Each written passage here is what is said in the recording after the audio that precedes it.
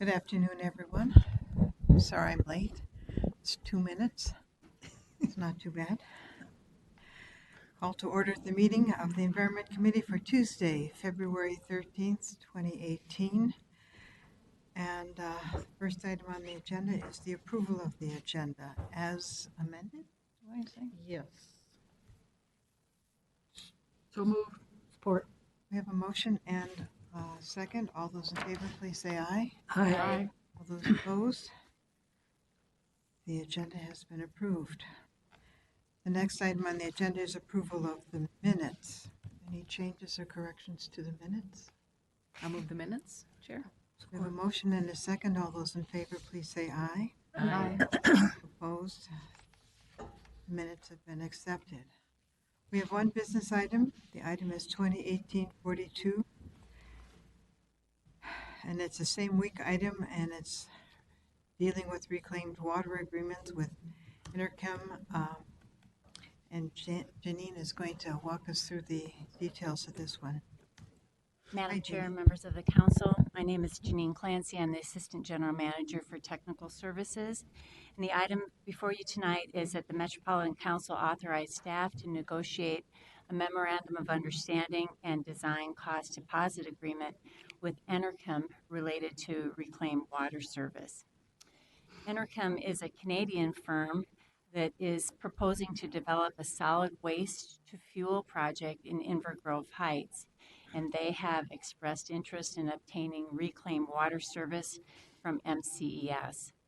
Enerchem anticipates that its facility will need approximately 1.6 million gallons of reclaimed water per day for process and cooling purposes. And we have been discussing the potential reclaimed water service for over a year. So this is the proposed project area. As you can see, the reclaimed water service a route would be built at about from our lift station, where the lift station is shown there in Rosemont. It would extend, a pipe would extend to the west along 140th Street, and then north on Dakota County Highway 71, which is also called Blaine Road or Rich Valley Road. And then at about 117th Street, it would serve the Enerchem property. And that's just about under 5 miles of pipe. We'd also be building a filtration and disinfection facility at our lift station site. Oops. So one might ask what would be in the agreements with Enerchem. Well, first of all, there would be a memorandum of understanding, which would be a non-binding agreement that would memorialize the joint understanding and expectations of developing the project. And then secondly, there would be a design cost deposit agreement, and this would define the commitment of and method for Enerchem's payment for the design cost for the project. Some of the items that would be in the memorandum of understanding, again, it would be a non-binding agreement. It would identify the design and construction of the council project, would identify the design flow of our reclaimed water, our treatment goals for the water, any storage of water, the reclaimed water point of delivery, as well as when we would have the project completed. It would also identify Enerchem's responsibility and their date of receiving reclaimed water, and some of the key terms for a future water service agreement, which would be the reclaimed water fee, continuity of service, permitting requirements, liability and insurance, our terms, and our financial guarantee from Enerchem. So those are all things that we would identify in the memorandum of understanding. The second agreement would be the design cost deposit agreement. This is something that is used routinely by governments to recover costs for design fees. And so this would be, in fact, a binding agreement. All council design work would be paid for by Enerchem via deposits of lump sums of money that would be deposited, and then we would draw upon that money to use that money to pay for our design costs. The agreement would identify our method of payment, including timing, how our review process between the council and Enercom for the review of our work would identify specifically that all design work as well as the publicly constructed infrastructure facilities would be owned and operated by the council, and then it would also discuss liability issues. This is the Thrive Lens analysis that talks about the pursuit of wastewater reuse where economically feasible as a means to promote water sustainability. And we are exercising the Thrive principles that are shown below in the colored comments there. So with that, staff would recommend that the Metropolitan Council authorize staff to negotiate a memorandum of understanding and a design cost deposit agreement with Enercom related to reclaimed water service. Thank you, Janine. Are there questions? Councilmember Latowski? Thank you. So to the cost thing, you say that they're going to pay for the design of it. And I'm looking at the map that's got the green line and the purple line. Mm-hmm. Do they pay for the purple line or do we pay for the purple line We go back to the to get the water up to them? the green line is in place. The Mhm. purple line would be paid for. The design cost for the purple line would be paid for by Enercom. The design would. Yes. And we would own it in the end. So we would own it. The concept is that, and again, this is something that we're talking about as part of a policy discussion. The concept is it would be paid for, the construction cost would be paid for in full by Enercom, or that there might be a regional cost share, and that's a policy decision that has not been made yet. got it. One more question. Go ahead. So they're going to take 1.5 million gallons a day. Is any of that coming back into the system? Yes, it is. And again, I don't have the exact amount of water that will be coming back into the system, but the water will be discharged and treated at our Metropolitan plant. So to clarify, Janine, that water is not being taken from groundwater. That water is reuse of improved wastewater. That's correct, from the Empire plant. So that's amazing, right? The drop of water Yeah. flushed in Rosemont goes to Empire, goes up to Enercom to get used, and then goes over to Metro, and then goes back into the river. Is that the That's about it. That's flow of a drop of water? What a journey. Thank you. Yeah, quite a journey. Councilmember Shriver. Thank you, Madam Chair. Maybe you all know, but I don't, what does Enercom do? What is their widget? Or what is it, or what is their business? the SKB Enercom project would take municipal solid waste and gasify it. So it would create gas products or energy fuel products Really? for use for consumption. And that then avoids putting these wastes into ground Into the fills, landfill. landfills. Councilmember Wolf. Thank you, Madam Chair. I just wanted to clarify for Councilmember Latowski, much of this water is going to be used for cooling and it evaporates in the process. So the amount that's coming back to us is significantly less I was wondering. than, in fact, most of the water that ends up going down the pipe is stuff that is used in the process of cleaning it up enough that they can use it. Councilmember Thank you. I Melander. thought that was reference. So, I'm very supportive of this, but I'm going to step out a little bit, just to remind the group here that, we're having the same type of discussion on tower side, and this isn't identical, but it's similar. And I would assume that these expectations or requirement, if in fact that project moves forward, would be similar. And then that would also be part of a policy conversation that we would have. So, and then my other piece that I always say when we go into these public-private partnerships, we have a way of doing business here in regards to people in the workplace, and I would hope that those, and I guess they will, because we're going to construct the thing, it sounds like, so that's always a consideration, not only on how the workers are respected, but also, our efforts of, making our workforce more reflective of the community that we live in. Excellent. Other questions? So again, the motion is to authorize the staff to negotiate a memorandum of understanding and design cost deposit agreement with Enerchem related to reclaimed water services. But if I may, Chair, just so then will it come back for like from an informational standpoint to this committee, or you'll just go ahead and do it? Or maybe at some, I mean, Madam Chair, members of the council, we anticipated, and I know our council is in the office, we anticipated if the agreement was much in accordance with what we described here, this would be executed.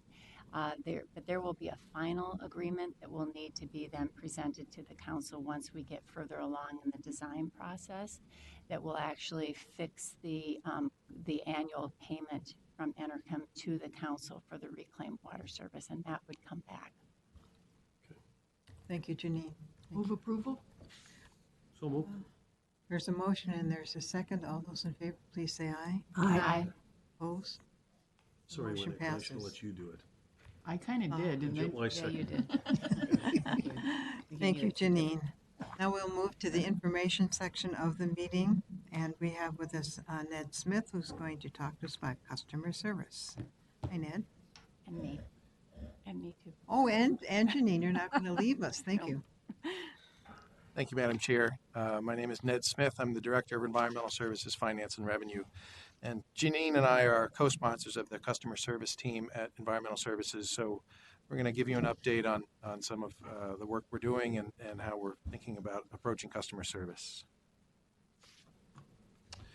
So this all started almost 3 to 4 years ago as we established our strategic vision. The first being that we are a valued leader and partner in water sustainability. And one of the first ways we wanted to embody that is by improving our customer service. And the way that we want to approach that, the goal that we wanted to approach is implementing a customer service improvement plan by September 2018. So it's kind of fundamental to who we are and who we want to be as an environmental services organization, and it is rooted strictly and strongly in our mission, our vision, and our values. So with that, I will turn it to Janine. So we always like to go back to this slide, which talks about our wastewater system, and as we bring in the different layers of the system, it reflects how complex and how integrated the wastewater system is. So first of all, the region has about 7,500 miles of private service laterals that connect homes and business to about 5,000 miles of locally owned sanitary sewer system that connects into about 610 miles of the region's wastewater interceptors, takes wastewater to our 8 wastewater treatment plants. So you can see that not only are the communities that we serve, the 109 communities that we serve are not only customers, but they're partners in our efforts to protect public health, protect the environment, and to provide efficient wastewater services in the region. So we went through a process last year, and we went through and identified who our customers were, and there was quite a bit of a conversation among environmental services staff about who are our customers, and we settled in on the idea that customers were those entities that pay us for our services, and those are our 109 communities, over 800 industries in the region, and then our watershed management districts and organizations. But as important are our stakeholders, who are internal and external people and entities who also have an interest in our work. But we did decide to define those groups differently. So one of the things that we went through in working with our staff and with our environmental services executive team was to identify some concepts about customer service. So first of all, our role is to protect public health and the environment in partnership with our customer communities and to promote the economic vitality of the region. And with that, we developed a customer service philosophy that states that Metropolitan Council Environmental Services is committed to strengthening customer relationships by being proactive, accessible, responsive, respectful, and transparent while delivering valued wastewater services to our community partners. So to start with that effort, we wanted to reframe how customers think about the service that they're receiving from us. A lot of the focus was on the cost. What are the rates? How much are they going up? What is the cost, the cost, the cost? And what we wanted to think about was more of a value approach. And value is benefit minus cost. So thinking also about what are the benefits that we deliver. So this started about 2.5 years ago. Jason, Bryce, and I sat down and figured out, well, what are the things that we are providing to our customers that we think increases the benefits, so increases the value. We put these ideas together, and then we went out and talked to our customers at our customer service forums and said, these are the things that we think we're providing that we think are valuable to you. And the first question was, do you agree that these are valuable to you? And then the second question is, what else is missing? So those were broken into 3 buckets: financial, health, safety, and environment, and then customer service. The financial is around more of our charges and fees. So we still do want to talk about the costs, but we want to make sure people feel like they are predictable and they are consistent and they are justifiable. We do want to retain our AAA bond rating so that way our interest costs are low. We want to optimize our budget plan, so not just kind of sticking a finger in a dike every year, but really thinking what are the long-term needs of the utility and how do we make sure to plan for that. Preserve our assets is making sure that we have a viable and robust capital improvement program to keep our system working and in good order. And then be fair and transparent. So that is making sure that we're communicating with our customers so that they understand what is driving the charges and are we treating everyone equally and fairly. And then we've moved to health, safety, and environment.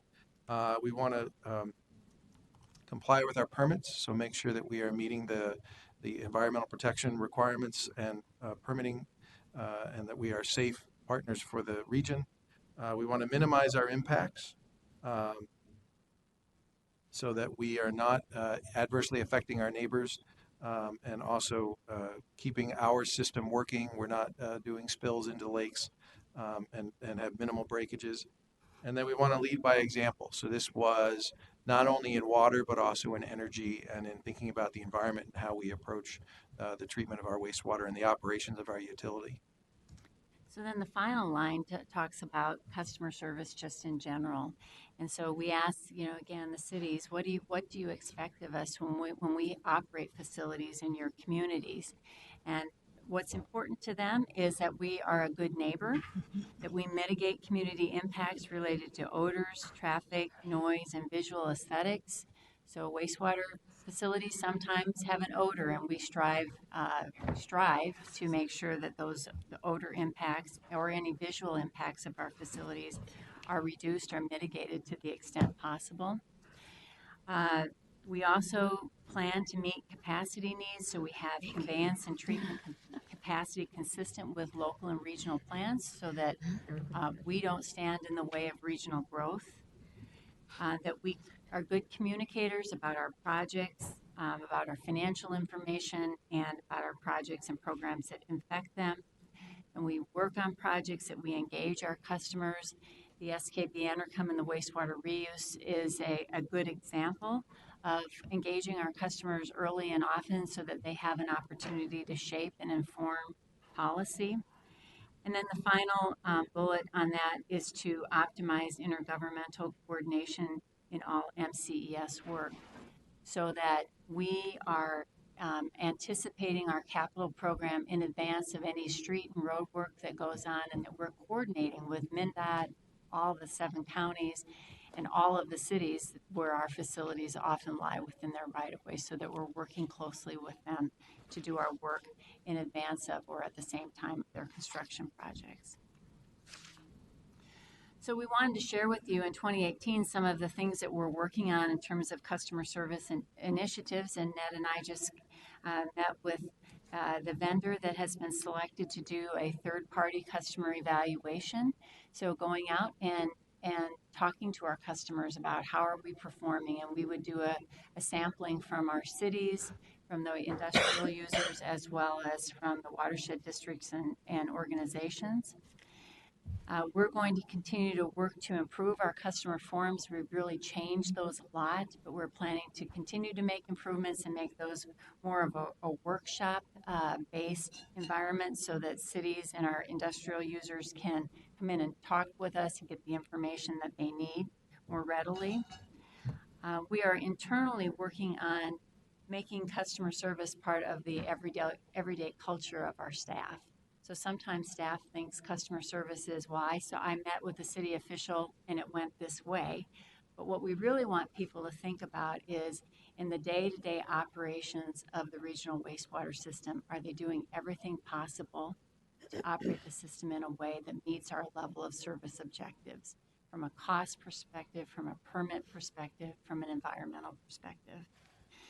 And then finally, we are working on some efforts with our communications staff and RIS to create a community customer portal to improve access to information like flow data information, grants, that kind of thing that city staff oftentimes need, but currently have to pick up the phone and ask for that. Just make that available through our website. So those are the things that are on the docket for 2018. And with that, we'll take any questions. Council members, questions? So it looks like you've done an awful lot of work. So what are you planning for September? What is, you opened up saying you're going to launch this in September? It looks like where our goal is to have the community portal, the online community portal launched by September. Okay, because you've really done a lot of the work already. This is very well in place and I think well thought out. Everybody's nodding their heads. They must be getting ready for recovering from Mardi Gras. If there are no questions, thank you for your work and thank you for the presentation. Thank you, Madam Chair. Thank you. The next item on the agenda, Janine, you're still on deck, is the wastewater-related amendment to the Water Resources Policy Plan update. Thank you, Madam Chair.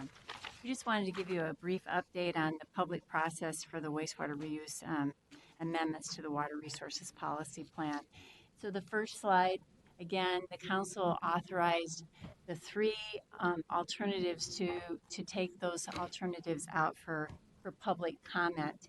And we have worked on beginning our process to engage the public with the three alternatives. Invitations have been sent out to a large group of public works directors, finance, city managers, city administrators, watershed district managers and operators. In the Dakota County area, we have also extended that to some elected officials because we know there's quite a bit of interest. And what we're planning to do is have 2 workshops and then followed by a public hearing. So the workshops, there would be one in the South Metro location, one at Inver Grove Heights on February 27th. And then the second would be in the north part of the metro area in Brooklyn Park on Thursday, March 1st from 2 to 4. So those workshops are a hybrid of an open house followed by a presentation and then opportunity for questions and answers from the public and from our customer communities, or it is an open process. And then we would ask, we would convene a public hearing or schedule a public hearing on Tuesday, March 13th. That would be prior to the Environment Committee meeting. So it would be held at 2:30 to 3:30 in the council chambers. I believe Sandy, Chair Rumble, you were wondering about a person to chair that. I'll defer that to later. That would be our public hearing date. And then we would close, the public comments would be made until March 23rd. And then we would present those public comments to the Environment Committee on April 10th. And then subsequently to the council on April 11th. Did she say that? So the public hearing is in chambers, not in, in the lower, Oh, I'm sorry. not in the chambers. Thank you very much. Yes, it's in the lower level. Okay, thank you. Thank you, Susan. Councilmember Reynoso. Thank you, Madam Chair. So, I know having the workshops during the day from 1 to 3 and 2 to 4, I get that, but if we really want some public engagement, a 2:30 to 3:30 public engagement process or public comment period, I don't know how much involvement we're going to have at that point, at that time of day. Madam Chair, members of the council, oftentimes we see city staff that attend these types of workshops. We could certainly extend or adjust that so that it would be into the late afternoon, if that was a direction of the council. Or, I don't have any problem with the current time because that is who typically shows up at the workshops, is our customers. And the public hearing is the one that's kind of open.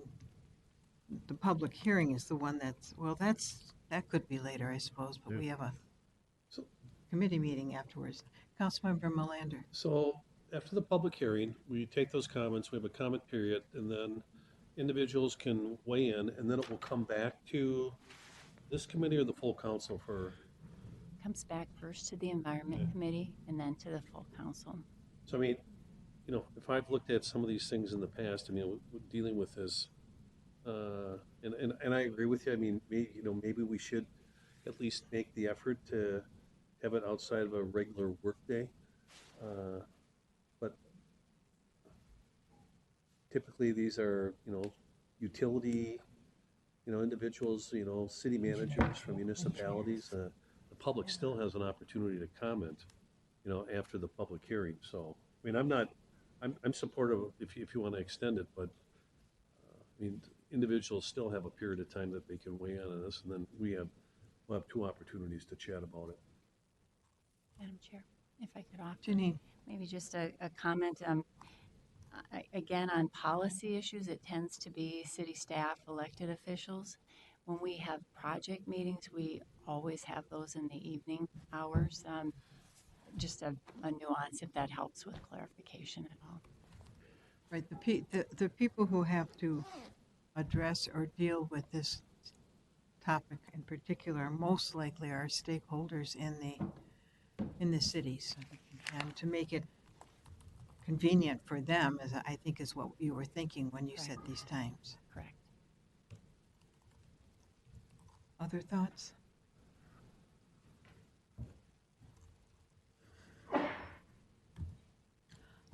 So I would suggest we leave the proposal as is, and the public hearing in general. Is anybody hearing anything from your general public on this issue? I don't know if it's even I don't above even the think radar. people are aware of it. That's true. I think, Janine, we could leave it the way it is. I understand what Councilmember Reynoso is saying, but I think this is a different kind of animal. Councilmember Wolf. Thank you, Madam Chair. I was just gonna pipe in and say I agree at leaving it the time it is, because if people have to come here from somewhere else, they want to get here before traffic gets really bad. Well, and it is on their workday for most of them. But it's in the line of their work and on their workday, so. Okay, Madam Chair, yes. I believe at your place there is the notification of the public notice. Was that able to be passed out? Okay. I did not receive it prior Okay. to the meeting. We will make sure that the Environment Committee members get copies of the public notice and have all the information available. I apologize for that. Thank you. And of course, any of you who want to attend any of these, you're more than welcome. Yeah. Certainly, we hope some of you, I will be out of town on Tuesday the 13th. So I'm hoping that we will have somebody step forward. And Councilmember Wolf? Thank you, Madam Chair. I'll volunteer to chair that if you need me to. Okay, that's right. I worry about pulling people that live far away, but you will be coming for an environment committee, so it won't be. Thank you, Wendy. I appreciate it. If there's no further discussion, I think, Janine, we can let you go. Thank you. Yeah. Thank you for all the hard work. The last item on our agenda is the manager's report, and Lisa, this time is your time. Just a couple things. I was in California last week for the National Association of Clean Water Agencies Winter Conference and Board meeting. One of the sessions was particularly helpful. It was looking at resiliency in the event of crises. So we heard presentations from Houston after the hurricane, Puerto Rico after 2 hurricanes, and then California after the fires that they had in the Napa area. And there's a lot of good insights that come out of those where in those kinds of situations, a lot of revelations of, oh, I wish if we had known this, and things like having contracts in place for damage assessment so that when you're in that mode, you're ready to act upon it. One speaker said, well, your first crisis was the hurricane. The second was trying to deal with all the FEMA requirements and load and impact that was on for staff as they were trying to recover their operations and then also make sure they were going to be able to recoup the costs that should come along with the disaster. So that was really good. And then on an up note, an individual who works with a lot of the communities that are dealing with I&I issue, or not I&I, sewer separation issues still, and there's consent decrees and all sorts of things. And he just poked me and laughed, and he said, I'll never forget you guys would get upset when you'd have maybe 2 or 3 overflows back in the day when we were addressing that. And he goes, I do. Everybody's like got dozens of them. So I had started last fall with this mantra as I've been attending these conferences, really appreciating the excellent work that our staff do in a new way. And until you hear about those comparisons, you don't realize how good you really stand. And so I appreciated that individuals passing that along, and just keep telling my managers we have to be less humble so our staff know how. So on that theme, I'm happy to report that we're going to do some things as a result of hearing about crisis management differently. So we'll be ready for those in the future. And we need to keep celebrating and building on our success. And you guys are a large part of making that happen. We really feel strong support from you as a group. And we're looking forward to 2018 being another good year. Thank you. Thank you. And I'd just like to piggyback that even in today's presentation about customer service, this attitude of being the leader and moving forward and laying things out for our customers, I just think it is one of the reasons that we stand forward. And I appreciate the work of the staff to even consider doing it and then doing it. It's just very, very impressive to work with everyone on this staff, including the general manager. So, any other comments or items for the good of the whole? If not, get to go home and enjoy the sunshine. Okay. This meeting is adjourned.